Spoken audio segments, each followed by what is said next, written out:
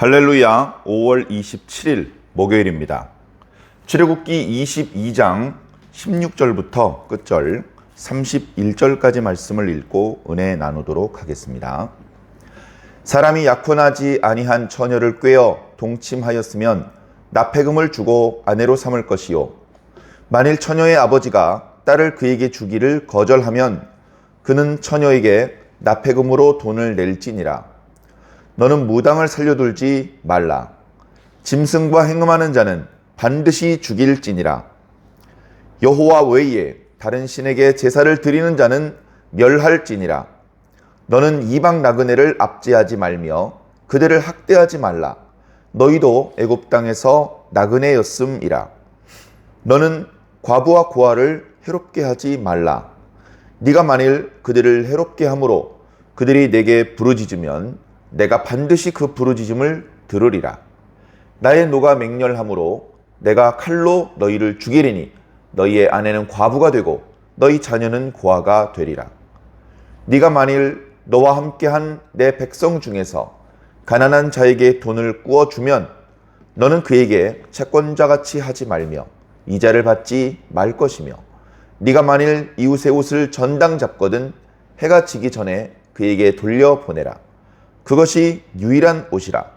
그것이 그의 알몸을 가릴 옷인즉 그가 무엇을 입고 자겠는가? 그가 네게 부르짖으면 내가 들으리니 나는 자비로운 자임이니라. 너는 재판장을 모독하지 말며 백성의 지도자를 저주하지 말지니라. 너는 네가 추수한 것과 네가 짜낸 즙을 바치기를 더디하지 말지며 네 처음 난 아들들을 내게 줄지며, 또 소와 양도 그와 같이 하되 이랫동안 어미와 함께 있게 하다가 여드러 만에 내게 줄지니라. 너희는 내게 거룩한 사람이 될지니 들에서 짐승에게 찢긴 동물의 고기를 먹지 말고 그것을 개에게 던질지니라. 아멘. 계속해서 언약서의 말씀이 이어지고 있습니다. 언약서의 말씀 내용 속에 하나님과 관련된 제사 또는 우상 숭배를 금지하는 그런 말씀도 있지만, 더 많은 말씀은 사람과 사람 사이의 관계 속에서 하나님의 백성다운 면모를 보이라, 그런 말씀이 계속 이어지고 있습니다.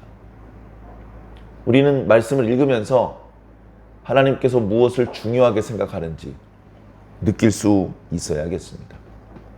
결론의 말씀을 미리 말씀을 드리자면, 이 언약서의 말씀, 오늘 본문뿐 아니고 지금 이스라엘 백성과 하나님 사이의 언약을 체결하는 상황 속에서 그 내용에 해당되는 언약서의 내용의 핵심적인 내용은 오늘 말씀 맨 마지막 구절, 너희는 내게 거룩한 사람이 될지라. 레위기에도 11장과 19장과 기타 여러 말씀들 속에서 너희는 나에게 거룩할지니라 라고 하나님께서 여러 차례 강조하셨습니다. 내가 거룩하니 너희도 거룩하여야 한다. 그 거룩이라는 단어를 우리가 쓰기는 하지만 그게 뭔지 정확히 모릅니다. 왜? 우리 인간에게는 없는 것이기 때문에 그렇습니다.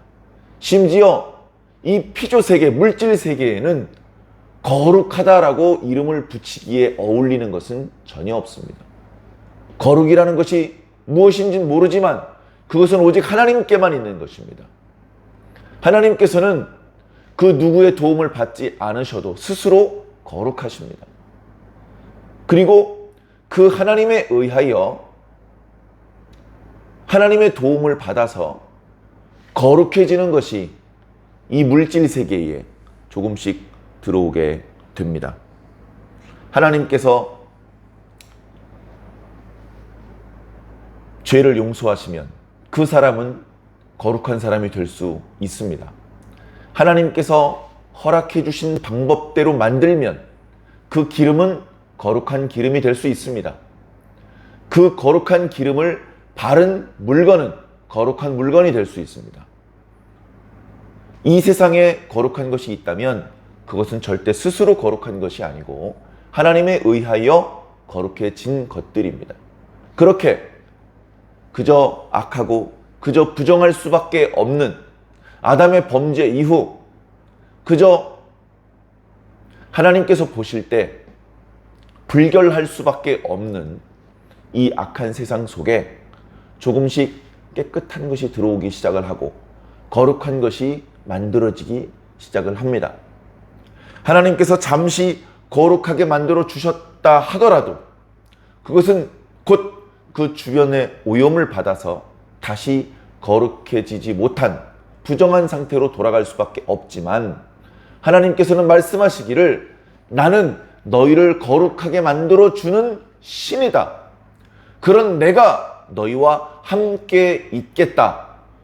그렇게 말씀해 주심으로 온통 부정할 수밖에 없는 세상에 오염을 계속해서 받고 있음에도 불구하고 세상에 거룩한 것의 씨가 마르지 않고 잠시 오염되었다가 또 깨끗해지고 오염되었다가 또 깨끗해지고 하나님께서 깨끗하게 해주시고 깨끗함을 입은 백성들은 스스로 더러워지지 않기 위해서 조심하고 노력하고 그렇게 함으로 해서 이 세상에 거룩한 것이 조금씩 그 지경을 넓혀나가는 그런 형국이 되고 있는 것입니다. 물론 그 거룩한 지경이 계속해서 넓어지는 것인지 좁아지는 것인지 가늠하기 어렵습니다. 어떤 때는 제법 그 거룩한 부분의 영역이 넓어진 것 같다가 어떤 때는 이러다 씨가 마르는 게 아닌가 걱정이 될 지경으로 좁아지기도 하기 때문에 그렇습니다. 그러나 하나님께서 그 거룩한 것의 씨가 완전히 마르지 않도록 개입하실 것입니다. 밤나무, 상수리나무가 배임을 당하여도 그 구루터기는 남아있는 것 같이 이 땅의 거룩한 씨가 구루터기니라 결코 없어지지 않을 것을 하나님께서 약속하셨고 또 마지막 순간에 당신의 거룩한 백성, 경건한 백성들은 하나님의 진노의 심판을 피할 수 있는 곳으로 잠시 숨기셔서 마치 물이 온 세상을 덮어 그 코로 호흡하는 모든 것들을 멸망시킬 때에 당신께서 살리고 싶으셨던 의로운 노아와 그의 가족들은 방주를 통해서 그 생명을 보존시키셨던 것처럼 세상 마지막에 온 세상을 불로 심판하실 때에도 모든 생명들이 씨가 마르는 그런 심판이 아니고 그 물보다도 더 강력하고 혹독한 심판 중에서도 씨가 마르지 않고 그 생명이 보존되는 당신의 백성이 있을 것을 성경은 말씀해주고 있는 것입니다. 우리는 그렇게 하나님 앞에 거룩한 사람들이 되어야 합니다. 하나님께도 거룩한 사람으로서 행하여야 하고 이웃들을 대하여도 거룩한 사람으로 행하여야 할 것입니다.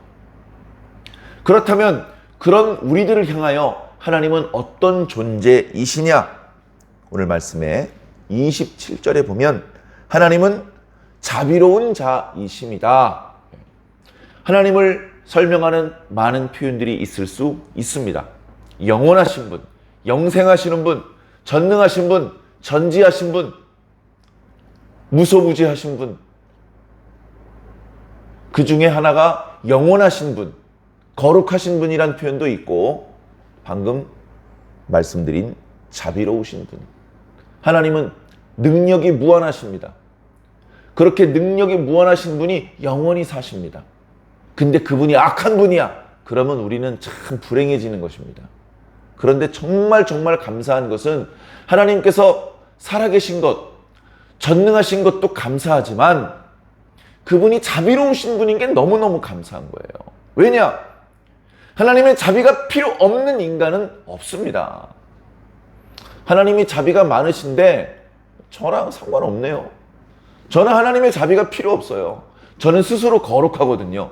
그런 인간이 세상에 어디 있습니까? 아무리 착하고 의로워 보이는 사람도 하나님의 거룩하심 앞에는 흠결이 드러날 수밖에 없습니다. 그런데 하나님께서는 그런 흠결이 있는 사람들을 향하여서 불쌍히 여겨주시는 자비로운 마음이 있으신 것이죠. 하나님의 눈으로 볼 때 세상에 있는 모든 사람들은 다 불쌍한 사람들입니다. 세상에 있는 모든 사람들은 불쌍한 사람들이에요. 세상에 있는 사람들이 그저 연약하고 부족한 것이 많다고 해서 불쌍한 것이 아닙니다. 사랑하는 마음으로 보시기 때문에 불쌍한 거예요. 사랑하는 마음으로 보시기 때문에 자비를 베풀어 주시는 자비하신 분으로 우리들에게 나타나시는 것입니다. 자, 하나님께서 인간을 향하여 자비하신 분으로 나타나시는데 왜 인간들은 서로를 자비한 존재로 대하지 못하느냐?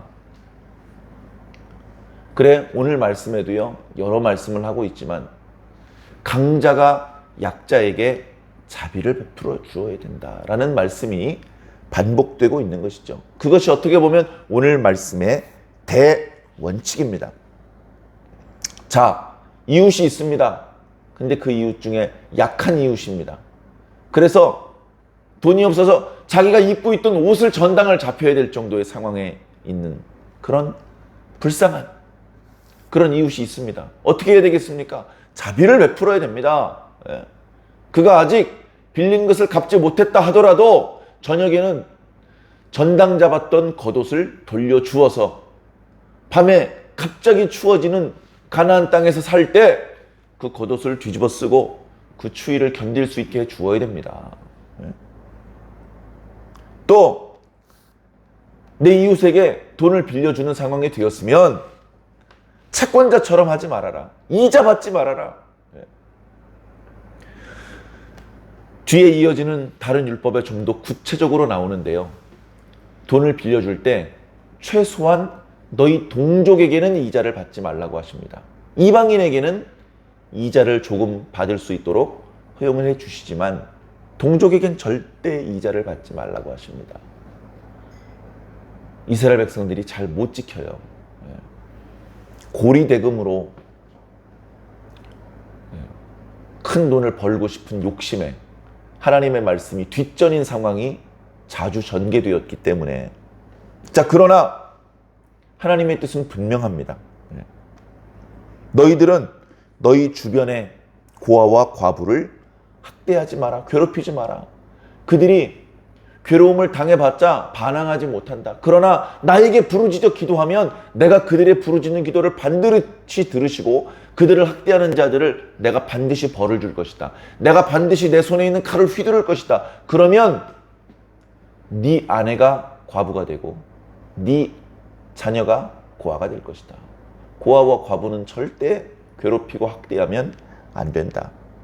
나그네와 이방인을 괴롭히지 마라. 너희들도 애굽 땅에서 이방 나그네였다. 그렇게 하나님께서 약자들에 대하여 배려하는 것이 우리가 하나님 앞에 거룩한 백성으로 사는 방법이라는 것을 말씀해주고 있습니다. 그 외에도 무당을 살려두지 말아라. 다른 신에게 제사를 드리는 자는 멸해야 된다. 잠시도 예외를 허용하지 않으시고 우상숭배 제1계명과 2계명을 철저히 지키라는 말씀을 주고 계십니다.